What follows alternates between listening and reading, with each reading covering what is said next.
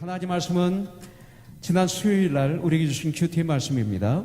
시편 113편 1절부터 9절입니다. 교독하겠습니다. 할렐루야, 여호와의 종들아 찬양하라. 여호와의 이름을 찬양하라. 이제부터 영원까지 여호와의 이름을 찬송할지로다. 해 돋는 데에서부터 해 지는 데까지 여호와의 이름이 찬양을 받으시리로다. 여호와는 모든 나라보다 높으시며 그의 영광은 하늘보다 높으시로다. 여호와 우리 하나님과 같은 이가 누구리요? 높은 곳에 앉으셨으나 스스로 낮으사 천지를 살피시고 가난한 자를 먼지더미에서 일으키시며 궁핍한 자를 거름더미에서 들어세워. 지도자들 곧 그의 백성의 지도자들과 함께 세우시니 같이 봉독하죠. 또 임신하지 못하던 여자를 집에 살게 하사 자녀들을 즐겁게 하는 어머니가 되게 하시는도다. 할렐루야, 아멘. 우리 강진아 자매 오늘 생일이죠, 그죠? 네. 몇 번째 생일이에요? 미국에서는 그 자매들에게 이 나이를 물어보는 게 실례라고 그러던데, 그죠? 예. 근데 대답하지 마세요. 축하하고 축복합니다. 예. 오늘 귀한 하루가 되시길 바랍니다. 예. 같이 한번 기도하겠습니다. 아버지 하나님, 우리 사랑하는 우리 강진아 자매 이 땅에 태어난 날을 주님 감사합니다. 이 땅에 보내주시고 구원하여 주시고 코너스터의 가족이 되게 하여 주셔서 여기까지 오게 해주시니 감사합니다. 이 마지막 때에 베베처럼 멋있게 쓰임받는 하나님의 딸 되게 하여 주시옵소서. 이 시간 주님의 말씀을 저희들이 받습니다. 우리 마음을 옥토가 되게 해주시고 아버지 하나님 다른 생각하지 않게 해주시고 스마트폰도 보지 않게 해주시고 내 마음이 다른 데가 있지 않게 해주시고 믿음의 주여 우리를 온전히 하시는 예수를 바라보는 그 마음으로 말씀을 받을 때 이 말씀을 통해서 놀라운 은혜가 놀라운 축복이 우리들에게 임하게 하여 주시옵소서. 예수님의 이름으로 감사히 기도드립니다. 아멘. 아멘. 양차승 형제 이 앞에 앉아주시면 좋겠습니다. 지난주의 말씀은 내가 마음을 정하였습니다. 이런 말씀으로 하나님 말씀을 저희들이 받았습니다. 근데 오늘은 그 말씀으로 찬양에 대해서 공부했는데 찬양 지난주 말씀에 이어서 찬양에 대해서 더 공부하는 시간을 갖기를 원합니다. 어떻게 보면 찬양과 기도와 말씀 이 예배 어떤 면으로 보면 하나입니다. 하나. 자, 잘 들어보세요. 내 기도하는 그 시간 그때가 가장 즐겁다. 이게 찬양 가사입니다. 내 기도하는 그 시간 그때가 가장 즐겁다. 우리가 이 찬양을 합니다. 근데 솔직히 한번 나를 한번 들여다보세요. 내가 기도하는 그 시간이 가장 즐거웠습니까? 이거예요. 이것은 굉장히 중요한 질문이 될 것입니다. 여러분들 기도를 할 수 있습니까? 기도가 어렵습니까? 기도가 쉽습니까? 그런데 기도는요 어려울 수도 있고 쉬울 수도 있어요. 왠지 아세요? 기도는 찬양은 말씀은 하나님과의 사귐이기 때문에 그래요. 하나님과 올바로 사귀지 못하면 기도가 어려워요. 찬송이 어려워요. 못해요. 말씀을 못 읽어요. 바로 이 기도는 하나님과의 사귐입니다. 사랑하는 하나님과의 교제죠. 교제. 펠로십. 사랑하는 하나님과의 만남입니다. 만남.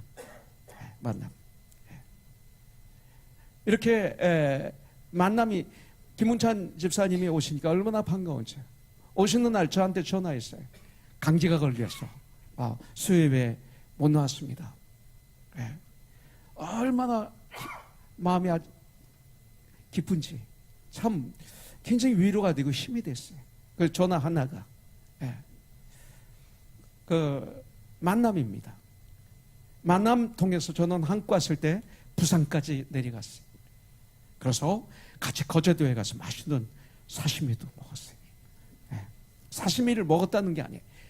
차를 몰고 같이 거제도까지 가면서 한 우리의 대화, 우리의 교제, 예. 이 만남이었어요. 예. 사랑하니까 그 만남은 너무 좋았어요. 부담이 없었어요. 예. 편했어요. 사랑하기 때문에 음식도 맛있었어요. 이 만남이었어요. 예. 하나님과의 만남입니다. 예. 기도는, 찬양은, 말씀은 바로 뭐냐면 하나님께 친해지는 거예요. 하나님과 친해지는 거예요. 하나님과 사귀는 사귐이에요. 또 하나님께 가까이 가서 하나님과 같이 있는 것이 기도예요. 같이 있는 것, 같이 사는 것. 바로 이것이 찬양이죠. 여러분들, 기도는 주님과의 교제입니다. 거래가 아닙니다. 이것을 해주면 난 이렇게 하겠습니다가 아닙니다. 기도는 주님과의 교제입니다. 하나님과 거래하면 안 됩니다. 여러분들, 야곱이 그렇게 했다고 그래서 그걸 잘못 해석하면 안 돼요. 하나님과 거래하지 마세요. 예. 주기도문에서 이렇게 기도해요. 하나님은 제자들이 우리에게 기도하는 법을 가르쳐 주세요 할 때 주기도문을 알려주셨어요. 근데 여기서 첫 번 말씀이 뭐예요? 하늘에 계신 우리 아버지요, 이름이 거룩히 여기심을 받으시옵고, 이렇게 기도했어요. 기도는 뭐예요? 이거 바로 이렇게 하는 거예요. 예. 주님의 이름이 거룩히 여김을 받으시는 게 기도예요. 예. 그리고 하나님은 누구예요? 우리 아버지예요. 예. 주님이 가르쳐 주신 기도는 달라고 하지 않았어요. 여기에. 예. 달라는 거로 시작하지 않았어요. 구하는 거로 시작하지 않고 영광을 드리라고 시작합니다. 하나님께 영광 드리는 거로 시작합니다. 이것이 기도예요. 찬양이요. 그렇습니다. 그러니까 주님께 영광을 돌려드리고 나라에 임합시고 뜻이 하늘에서 이루어지리이다 바로 마무리 짓는 거예요. 네. 이것처럼 우리 주 예수님의 이름이 거룩하시고 주님의 나라와 바로 주님과 이야기하고 교제하는 것 다 해놓고 나중에 뭐예요? 나의 필요한 것을 주시옵소서, 이렇게 기도할 수 있어요. 일용할 양식을 주옵시고. 이렇게 우리는 필요한 것을 위해서 구할 수도 있지만 이거 안 구해도 돼요. 이거 안 구해도 주님은 주세요. 마치 너희는 먼저 그 나라와 그 의를 구하라, 그리하면 이 모든 것을 너에게 더 하시리라 하셨어요. 예. 더 하시는 거예요. 하나님의 마음에 들면 그냥 나오는 거예요. 이게 주님의 방법이에요. 예. 여러분들, 이것이 바로 기도입니다.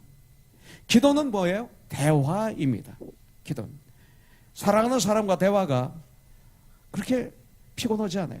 앤드류 형제, 아까 주니어 앤드류가 제이든이 나와서 여기 바디워십을 했어요. 아마 그 눈이 다른 사람 안 보고 제이든만 봤을 거예요. 맞아요? 예. 솔직히 고백해, 회개하고. 예. 제이든만 봤죠, 그죠? 예. 너무 좋아서 막 눈이 빨려 들어갈 것처럼 제이든만 보면서 하고 있었을 거야 아마. 좋아서. 그래 안 그래요? 솔직히. 그러면 끄떡끄떡해. 예. 예. 그렇잖아요, 그죠? 예. 이 대화예요. 제이든하고는 이미 대화가 된 거예요. 예. 그때 대화가 되는 거예요. 분리가 되지 않았어요. 그죠? 서로들 사랑이 분리가 되지 않았어요. 예. 쉽습니다. 하나님과의 사귐입니다. 그래서 주님과 아름다운 교제가 기도를 통해서 이루어져야 되는 거예요. 기도를 통해서. 그래서 기도를 많이 하면 할수록 어떻게 돼요?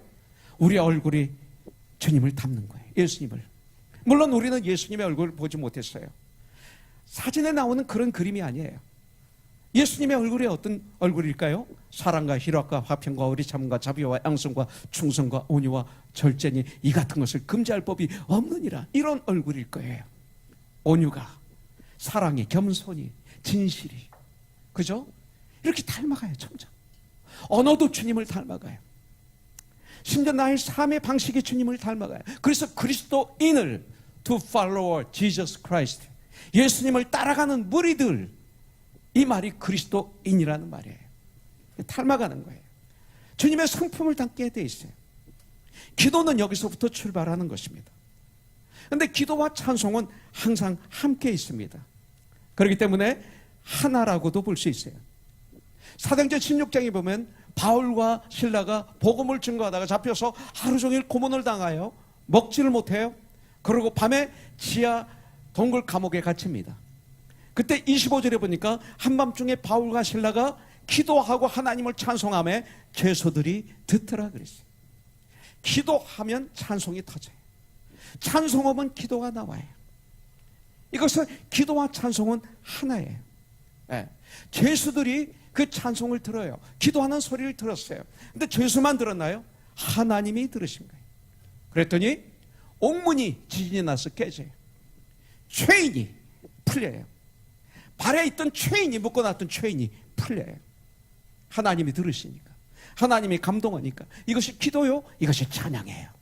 여러분들, 시편은 1편부터 150편까지 있어요. 1편은 말씀으로 시작해요. 복 있는 사람은 하나님 말씀을 즐거워한다, 낮과 밤으로 묵상한다, 이런 사람은 이렇다, 이러면서 시편이 시작이 돼요. 시편 마지막 150편 6절에 보면 호흡이 있는 자마다 여호와 하나님을 찬송하라, 명령어로 끝나는 것을 볼 수가 있어요. 찬송으로 마무리 짓는 것을 볼 수가 있습니다. 그렇기 때문에 여러분들, 이 찬양이 나의 삶에 없다면 뭐예요? 나는 하나님에 대해서 모른다, 이 소리예요.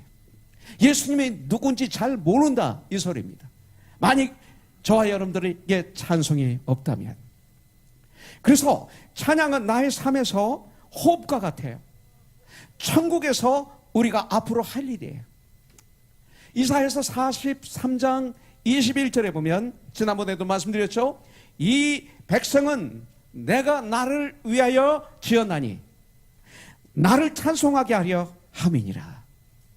우리가 이 땅에 태어난 목적이 이거예요. 여러분들, 또 재미난 말씀이 있어요. 시편 22편 23절에 보면 이스라엘의 찬송 중에 계시는 주여, 주는 거룩하시나이다. 우리의 찬송 중에 주님은 계신다는 거예요. 예, 하나님은 어떤 분이 God with us, 임마누엘 하나님, 나와 함께 하시는 하나님. 그런데 함께 안 하는 경우가 있다 이거예요. 뭐예요? 진실로 찬송하지 않으면 함께 안 하세요. 그 소리예요. 찬송 중에 거하시기 때문에, 찬송 중에 주님이 계신다 이거예요. 찬송이 하나님의 집이라는 거예요. 그러니까 내가 진실로 주님을 찬송하지 않으면 하나님이 그 안에 안 계시는 거예요. 그렇다면 내 안에 안 계시는 거예요. 찬송을 하지 않으면 하나님이 내 안에 안 계시다는 증거예요. 찬송 중에 거하시는, 나의 찬송 중에 거하시는 하나님이여, 하나님은 거룩하십니다. 이제 중요합니다. 여러분들, 우리들의 진실한 찬송은 바로 우리 하나님이 가장 편하신 집이 되는 거예요. 나와 함께 하시는.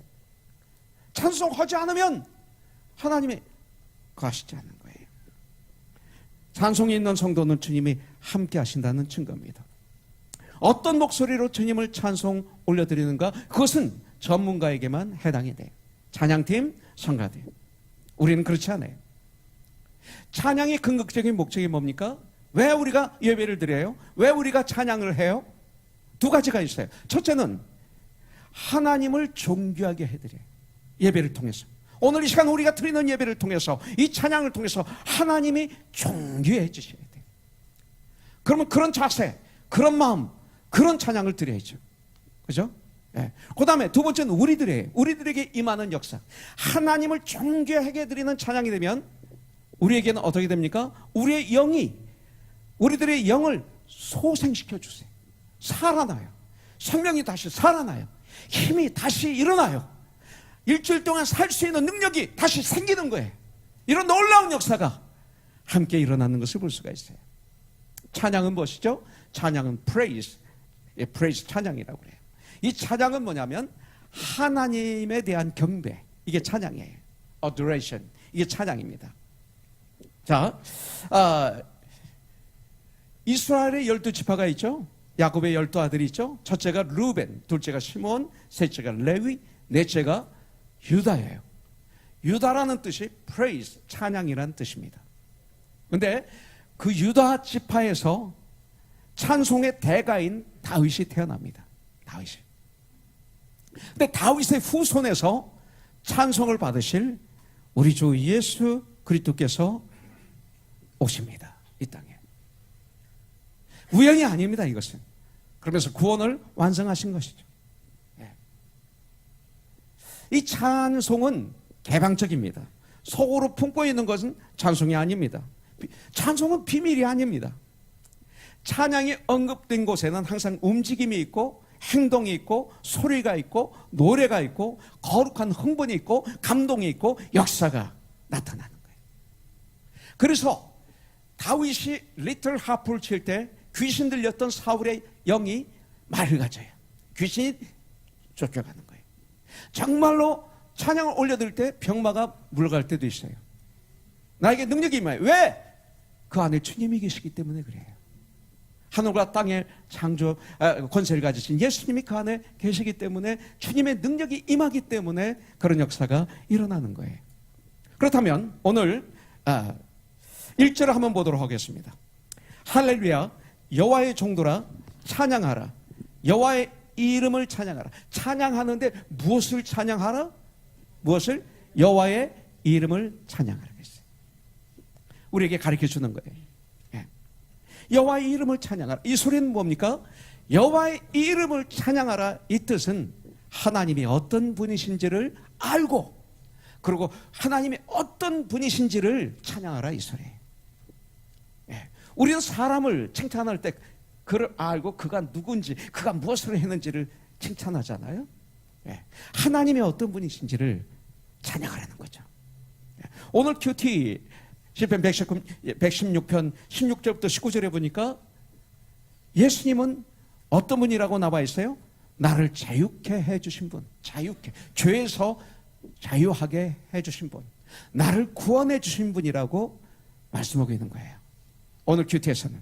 그래서 주의 이름을 부른다, 주의 이름을 찬양한다 이 뜻입니다. 네. 자, 그렇기 때문에 여호와의 이름을 찬양하라고 그랬는데 하나님의 어떤 분이신지를 찬양하라 이 소리예요. 4절에 나와 있어요. 4절에 보면 여호와는 모든 나라보다 높으시며 그의 영광은 하늘보다 높으시도다 그랬어요. 왜 우리가 주님을 찬양해요? 누구를 찬양해요? 하나님을, 예수님을 찬양하는데 예수님이 누구신지를 찬양하는 거예요.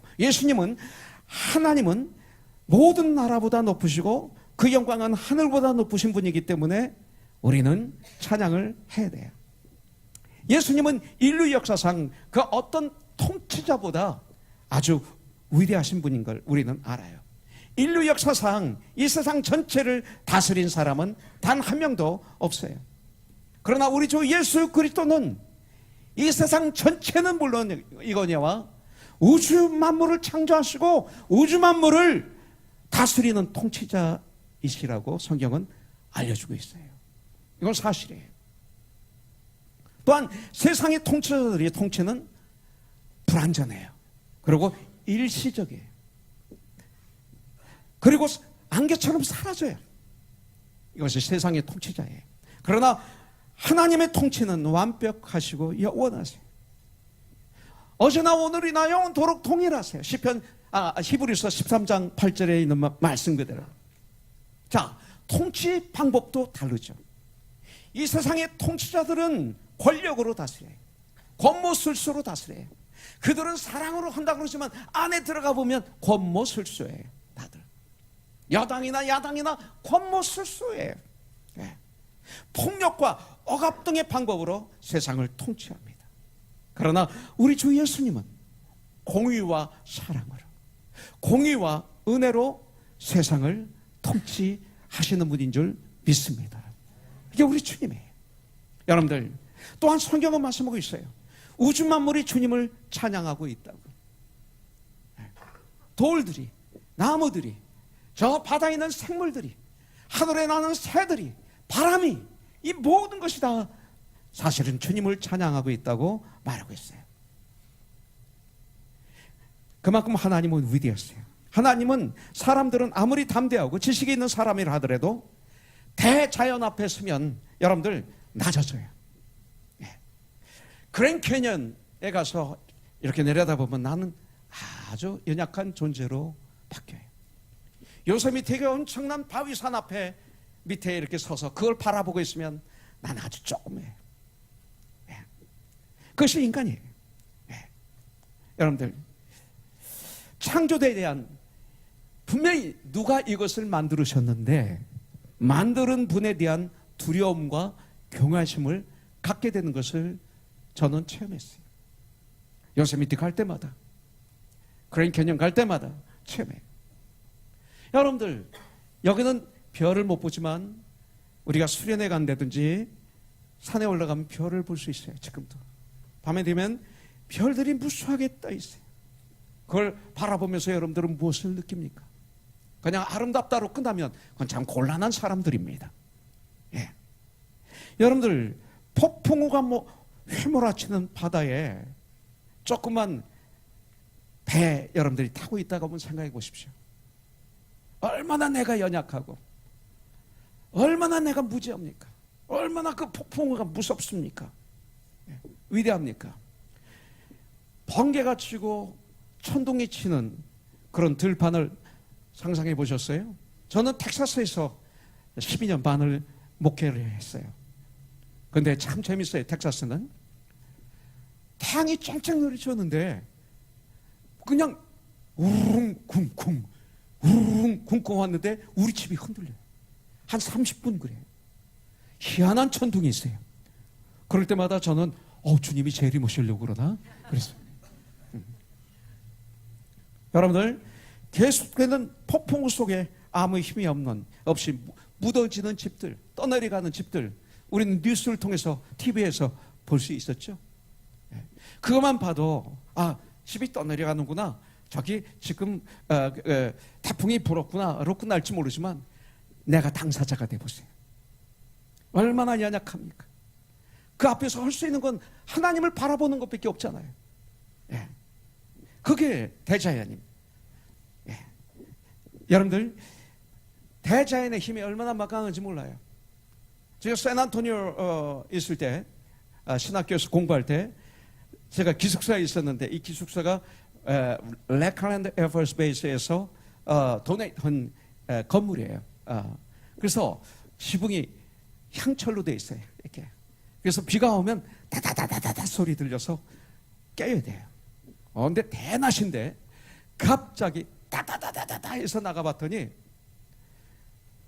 태양이 찌고 있어요. 그런데 다다다다 해서 나갔더니 우박이 이만한 게 떨어져요. 거짓말 같죠? 이만한 거. 이게 막 떨어지는데요. 막 차 유리창이 깨지고요. 차들이 푹푹 들어가고 그래요. 저는 그냥 왔다 갔다 그랬어요. 야, 이거 진짜 주님 오시는구나. 이건 이게 야곱의 10가지 재앙 중에 이거 하나인데, 와, 이거 왔다 갔다 했죠. 그랬더니 신학생들은 이렇게 대야 같은 거 받치고 가서 막 담요로 막 덮고 그러더라고요. 나중에 다 끝인 다음에 다음날 뉴스에 나와요. 우박 맞은 차 세일. 이렇게 나와요. 대단해요. 전 지금까지도 그걸 기억해요. 그래서 하도 재밌어서 그걸 좀 몇 개 제가 냉장고에다 이렇게 보관해 적이 있었어요. 한국에 붙이고 싶었어요. 얼마나 무력한 인간인가 전 실감했어요. 그렇기 때문에 자연을 경이로운 눈으로 바라보는 많은 사람들이 있어요. 예수를 제대로 모르고 자연을 바라보면 자연히 우리는 우상 숭배를 할 수밖에 없는 그런 인간입니다. 과학이 발달한 현대에도 산이나 바다나 땅들을 신으로 섬기는 사람들이 너무나 많아요. 심지어 카이스트에서 뭐를 발명했을 때 저는 고사를 지냈던 얘기를 들었어요. 이것이 남의 문제입니까? 저도 마찬가지였어요. 1979년 지저스 크라이스트 슈퍼스타라는 락 오페라 뮤지컬 공연을 했어요. 제가 예수 역을 하고 연복이 권사 마리아, 막달 마리아, 우리 곽규석 장로님의 헤로왕 하면서 하여튼 한 80명이 출연해서 아주 오랫동안 연습을 하다가 첫 막을 장촌동 국립극장에서 초연을 하는데 1시간 전에 갑자기 돼지머리가 왔어요. 예수님 공연을 하는데 돼지머리가 등장했어요. 현대극장에서 우리 김의경 대표님이 계셨는데 고사를 지내야 된다는 거예요. 우리는 진짜 이게 어이가 없어가지고 복음을 전하기 위해서 나는 돈을 얼마 주든지 관계없이 난 예수님 역을 맡고, 윤복희 권사도 야한테 관계없이 막다란 말이야 역을 맡고, 우리 각수 장로님도 그랬던 거예요. 그런데 고사를 지낸다는 거예요. 그래서 안 됩니다. 고사 안 됩니다. 그랬더니 지금까지 연극을 하면서 고사를 안 들여본 적이 한 번도 없대요. 지금까지 우리나라 역사상. 그래도 안 됩니다. 그랬어요. 그랬더니 고사를 지내야 사고가 없대요. 그래서 우리 주님이 지켜주십니다. 우리는 고사 지내면 우리 그만두겠습니다 하고 보따리 싸는 신용을 했지. 예. 신용을 우리 다 그러면 안 하겠습니다. 신용을 했더니 그럼 어떻게 하면 좋겠습니까? 그랬더니 예배를 드립시다. 그랬더니 예배가 뭡니까? 그러니까 보시기만 하면 됩니다. 그리고 하영조 목사님이 와 계셨죠. 우리 하영조 목사님 그 자리에 계셨어요. 그래서 하영조 목사님 모시고 무대 위에서 막이 내려진 상태에서 초연을 하는데 그 80명이 손에 손을 잡고 거기다가 이러는 수많은 사람까지 한 100몇십 명 될 거예요. 손잡고 Amazing Grace, 나 같은 죄인 살리신 주 은혜 놀라워 이 찬양을 했어요. 그리고 한 목사님이 성경 한 구절 읽고 힘내십시오. 주님이 여러분들을 사용하십니다. 최선을 다하십시오. 그러고 우리는 아멘 하고 축도로 마무리했어요. 제가 249회 예수 역을 했는데 한 번도 사고가 없었어요. 한 번도. 그리고 모든 역은 더블 캐스팅인데 제가 맡은 예수 역은 고음이에요. A, B, C, D, E 아주 고음에서 가지고 노는 그런 역을 해야 돼요. 지금처럼 마이크가 발전했으면 가성을 하면 되는데 그때는 안 됐어요.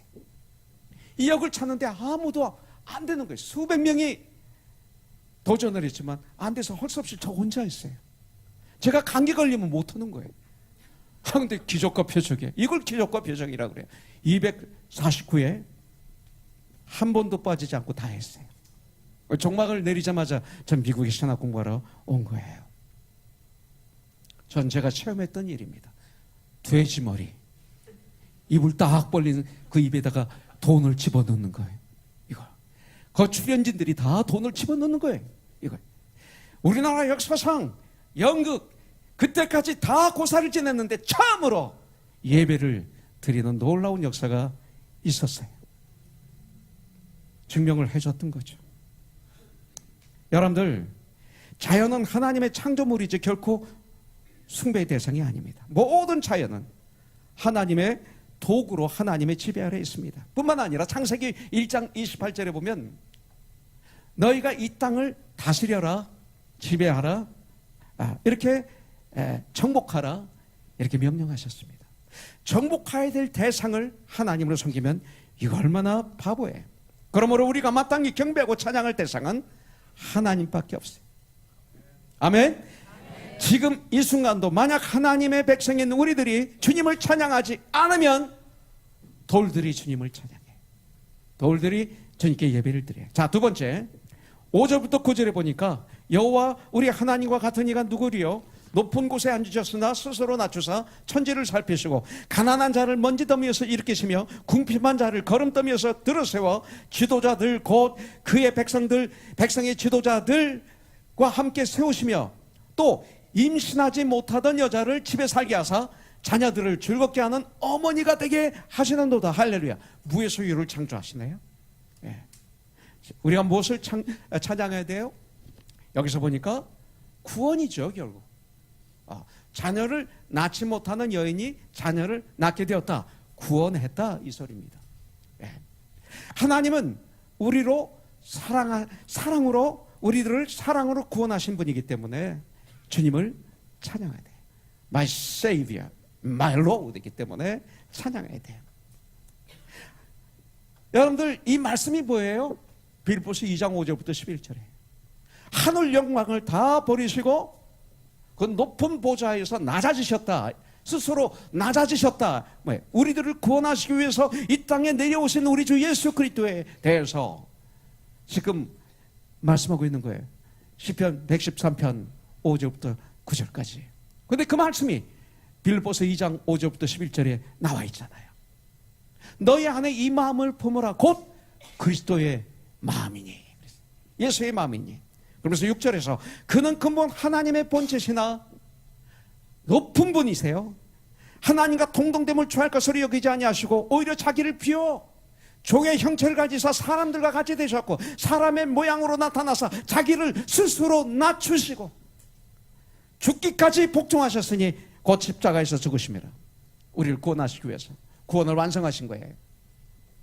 이러므로 하나님이 그를 지극히 높여 모든 이름 위에 뛰어난 이름을 주사 하늘에 있는 자들과 땅에 있는 자들과 땅 아래에 있는 자들로 모든 무릎을 예수의 이름에 꿇게 하시고 모든 입으로 예수 그리스도를 주라 시인하여 하나님 아버지께 찬양을 영광을 돌리게 하셨느니라.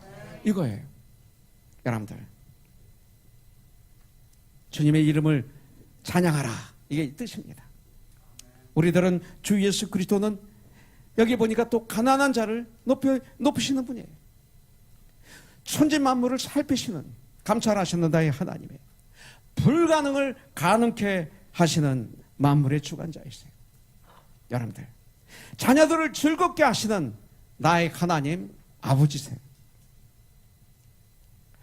예수 그리스도께서 우리들을 구원하시기 위해서 십자가에서 돌아가신 이 사건이야말로 하나님이 얼마나 우리를 사랑하신가를 분명하게 보여주신 놀라운 사건이었어요. 하나님이 세상을 이처럼 사랑하사 독생자를 주셨으니 이는 그를 믿는 자마다 멸망치 않고 영생을 얻게 하려 하심이라. 여러분들, 그러므로 우리가 하나님을 어떻게 찬양하지 않을 수 있겠어요? 우리 모두 예수의 이름을 찬양해야 돼요. 안 하면 죄인이에요. 오래전부터 이 세상에는 태양신을 섬기고 달신을 섬기는 우상들이 많았어요.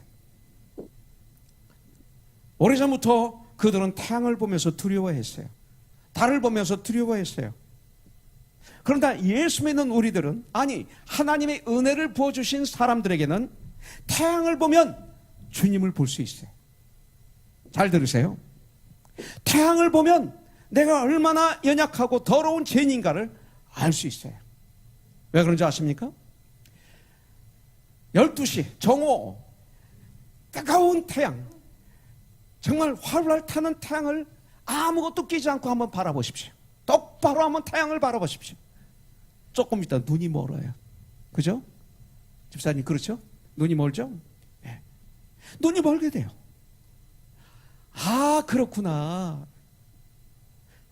하나님을 눈으로 보면 안 되는구나. 우린 죄인이기 때문에 이걸 알게 되는 거예요. 태양 눈으로 바라보세요. 눈이 멀어요. 그런데 여러분들, 하나님을 눈으로 보기를 원하세요? 여러분들, 눈이 먹는 게 아니라 죽어요. 우린 죄인이기 때문에. 하나님은 완벽하신 분이고 의인이시기 때문에. 예. 인간의 눈을 가지고는 태양이 너무나 밝아서 볼 수 없는 거예요. 사도행전 9장에 보면 바울이 태양보다도 더 밝은 빛을 보고 눈이 멀었어요. 말에서 떨어졌어요. 나중에 아나니아의 기도를 통해서 눈이 다시 뜨임을 받죠. 우리 예수님은 성경에서 말씀하시길 태양보다 더 밝으신 분이라고 그랬어요. 네. 의로우신 하나님. 아, 우리는 눈으로 보려고 했던 것이 얼마나 문제가 있는지 알겠구나. 눈으로 보면 죽는구나, 우리가. 이것을 태양을 통해서 가르쳐 주잖아요. 그렇잖아요. 아니요. 그래, 안 그래요? 그러니까 절대 눈으로 보려고 하지 마, 앞으로. 네. 네. 하나님은 눈으로 볼 수 없구나. 의로우신 분이기 때문에. 하나님을 보면 죽는다는 말이 구약에서 나는 이제 죽었구나, 이 말이구나. 하나님은 그래서 영이시구나. 이걸 알게 되는 거죠. 참 쉽죠? 네. 태양을 똑바로 바라보면 눈은 멀게 되지만, 잘 들으세요. 그러나 태양을 통해 어떻게 됩니까? 낮이 밝아지죠. 태양을 통해 밝아져서 낮에 활동할 수 있도록 주위를 볼 수 있게 해주세요. 또 이 태양을 쬐야만이 내 육체가 건강해져요. 태양은 또 이런 유익을 저에게 줘요. 그와 마찬가지로 우리들은 빛 대신 예수님을 통해서 어떻게 돼요? 나의 죄를 깨닫게 되고, 깨달아 알게 되고, 예수님의 십자가의 그 보혈의 피, 십자가의 사랑으로 용서함을 받을 수 있게 해주시고, 하나님의 자녀가 되게 해주시고, 죽음의 문제를 해결해 주시고, 우리에게 영생을 주시고, 이 땅에서는 목적 있는 삶을 알려주시고 살게 해주시고, 건강한 삶을 살게 해주시고 주님을 찬양하는 삶을 살다가 주 앞에 설 수 있다는 것을 알게 되는 거죠. 알게 되는 거죠. 그러면 주님을 찬양하지 않을 수가 없게 되는 거예요. 하나님은 하늘의 해와 달과 별들을 만드시고 그들에게 낮과 밤을 밝히는 빛의 임무를 맡기신 거예요. 우리를 위해서. 그래서 시편 104편 24절에 보니까 여호와여 주께서 하신 일이 어찌 그리 많은지요. 주께서 지혜로 그들을 다 지으셨으니 주께서 지으신 것들이 땅에 가득하니이다. 와, 주님을 찬양하지 않을 수 없어요. 여러분들, 하나님은 아브라함이 어떻게 했어요? 아브라함에게 언약을 주실 때 하늘의 별들을 보시면서 너의 자녀들이 저렇게 많이 예화로 주셨어요. 그 정도예요. 그냥 예화예요. 주신 거예요. 그러면서 언약하셨죠. 무지개를 주셨어요. 노아에게. 앞으로 물로 너희들을 심판하지 아니하리라 하면서 무지개를 우리에게 주셨어요. 무지개는 언약의 표시예요. 크리스천들에게. 그런데 이 시대 문제는 동성애자들이 그들의 상징으로 삼아서 이 시대 우리 그리스도인들이 무지개를 사용하지 않아요. 그건 바보예요. 그들이 자기들의 심볼로 사용한다고 해서 우리 걸 뺏겨요. 더 사용해야지. 더 사용해야지. 예. 뺏기면 안 돼요. 예. 더 사용해야죠. 원래 우리 것인데. 예. 스데반 집사는 하늘이 열리면서 하나님 우편에 예수님이 서 계신 것을 보았다라고 고백합니다. 보기 때문에 어때요? 죽음까지도 감당할 수 있는 용기가 생기는 거예요. 주님을 보시면. 사도 요한은 요한계시록 4장 1절에 보니까 하늘의 열린 문을 보았어요. 여러분들. 또 요한계시록 21장에 보니까 새 하늘과 새 땅과 새 예루살렘을 보았다라고 증언하고 있어요. 바울은 어떻습니까? 그 자신이 고린도후서 11장에 보니까 14년 전에 셋째 하늘에 이끌려 갔다 왔다는 것을 아주 조심스럽게 고린도 교회 형제자매들에게 증거하고 있어요. 12장에 보니까. 그러면 하늘은 우리가 언제나 볼 수 있는 하늘 이외에 다른 하늘이 있는 것을 알려주시는 거죠. 여러분들, 하늘은 세 가지 하늘이 있습니다. 세 가지 하늘. 첫째 하늘은 우리가 살고 있는 이 지구를 둘러싸고 있는 공간, 이 하늘이 있어요. 둘째 하늘은 별들, 태양, 달, 무한대의 우주 공간을 얘기하고 있습니다. 셋째 하늘은 뭡니까?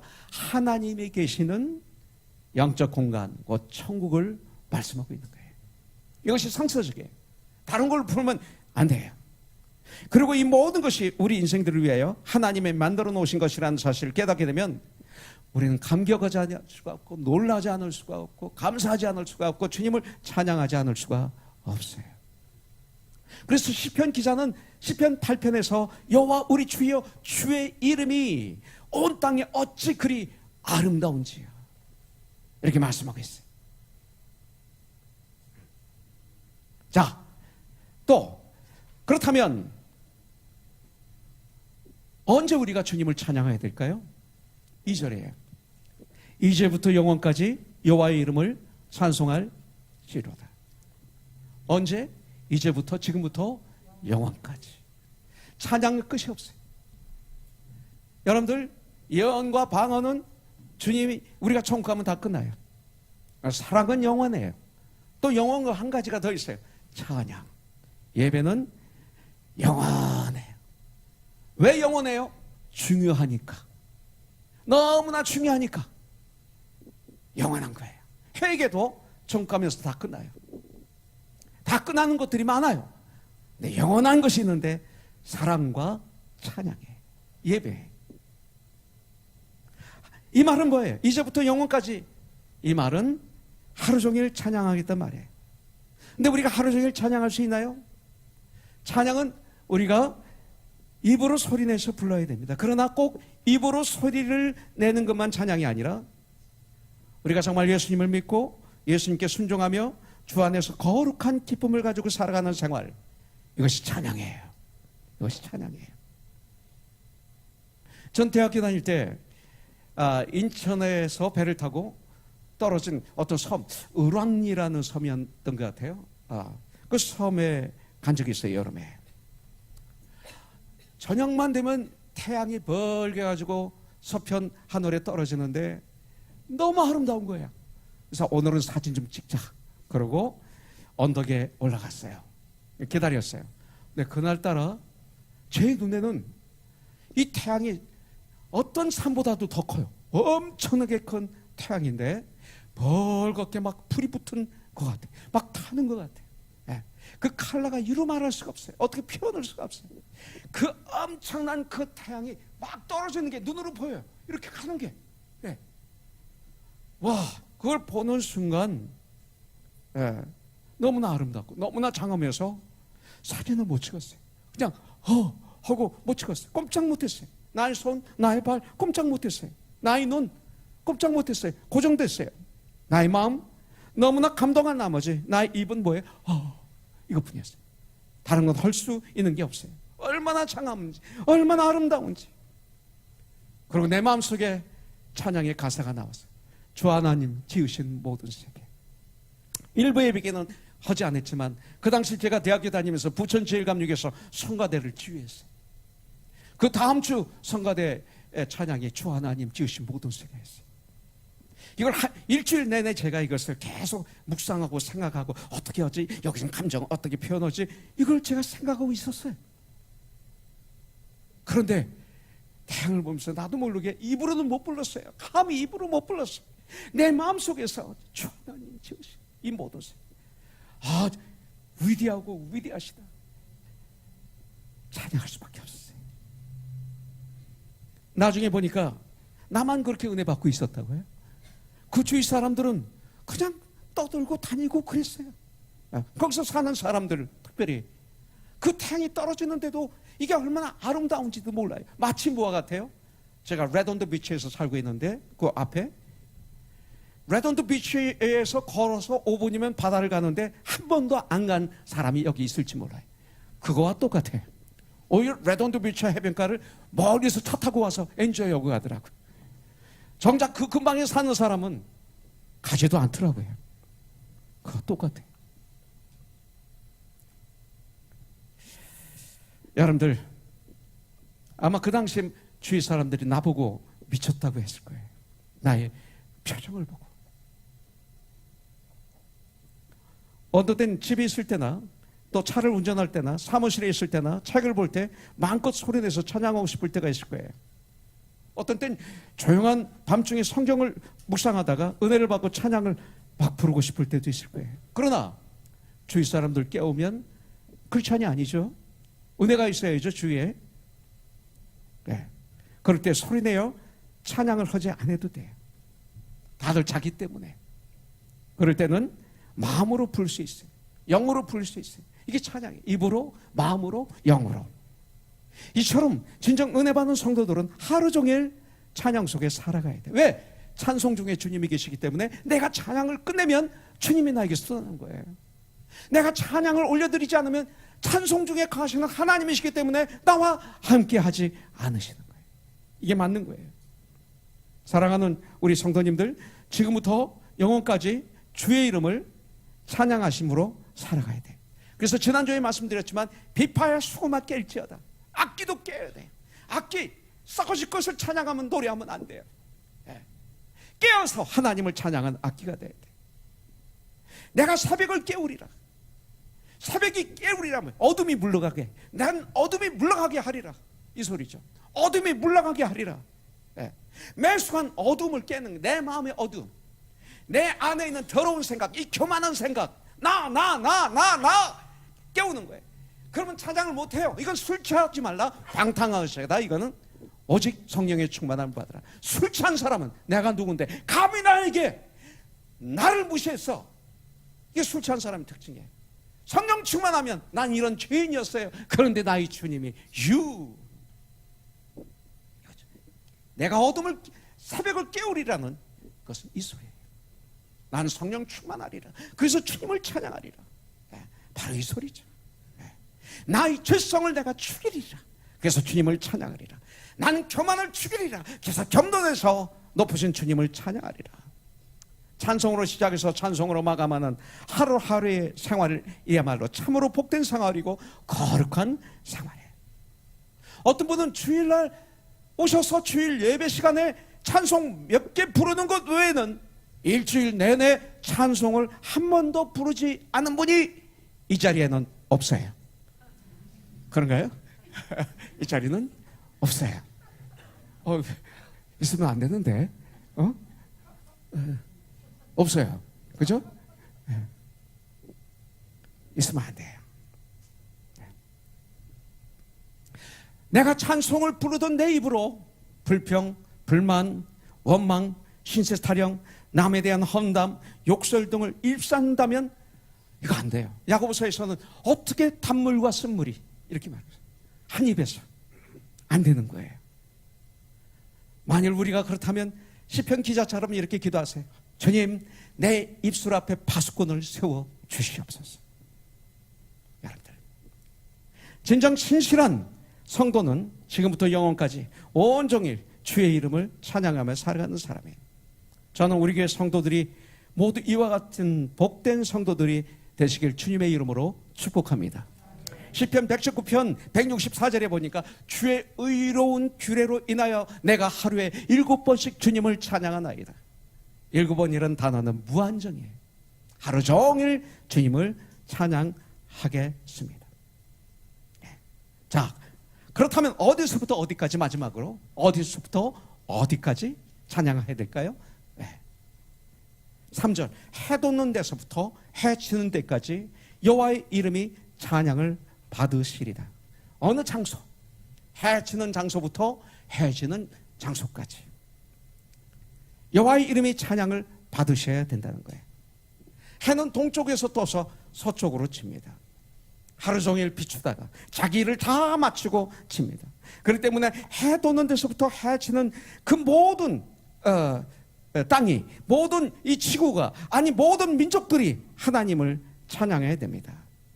특별히 하나님의 자녀들, 해 돋는 데서부터 해 지는 데까지 내가 어느 지역에 있든지 간에, 어떤 상황에 있든지 간에 하나님을 찬양해야 됩니다. 예배당 안에서만이 아니라 가정에서도, 직장에서도, 거리에서도 하나님을 찬양해야 돼. 다윗 왕은 내가 사망의 음침한 골장에서도 해를 두려워하지 않을 것이다. 여호와 하나님께서 나와 함께 하십니다. 그랬어요. 사망의 음침한 골짜기 이 동굴에서도 하나님을 찬양했어요. 해를 두려워하지 않을 것이다. 여호와 하나님이 나와 함께 하신다. 여호와 하나님이 언제 함께 하세요? 찬양할 때 함께 한다고 그랬잖아요. 그런 상황에서 또 다윗은 하나님을 찬양했다 이 소리예요. 사도 바울은요, 지금 억울하게 감옥에 갇혔어요. 그때도 그는 기도하고 찬양했어요. 그랬더니 옥문이 깨지고 죄인이 풀리고, 발에 있던 죄인이 풀리고, 자기를 억압하던 간수가 예수를 영접하고 그의 온 집에 예수를 영접해서 결국은 빌보기회가 시작이 돼요. 찬양하면 이런 역사가 일어나요. 해 돋는 데서부터 해 지는 데까지 모든 장소가 다 하나님을 찬양해야 할 장소예요. 그래서 우리는 장래 예배 때도 주님을 찬양하는 거예요. 지금부터 영원까지 장래 예배 그 장소에서도, 여러분들 결혼 예배에서도 주님을 찬양하는 거예요. 축복의 찬양. 어려움을 당한 가정의 신방 가서도 주님을 찬양하는 거예요. 찬양하는 가운데 감격이 오고 위로가 오고 힘이 들어요. 찬양이 이런 능력이 있어요. 왜? 찬송 중에 주님이 계시기 때문에. 우리에게는 어느 때 어느 장소에서라도 거기에 적합한 찬송이 있다는 것이 얼마나 감사한 일인지 몰라요. 때와 장소에 따라 거기에 맞는 찬송을 택해서 부를 수 있는 훈련이 우리 성도들에게 꼭 필요해요. 우리 원자 형제 결혼 예배를 제가 줄여 쓰고 철엄마가 코디네이트했어요. 그때 원재 형제 결혼 예배가 모그라는 잡지에 난 거 아세요? 와, 이거 영광이었어요. 참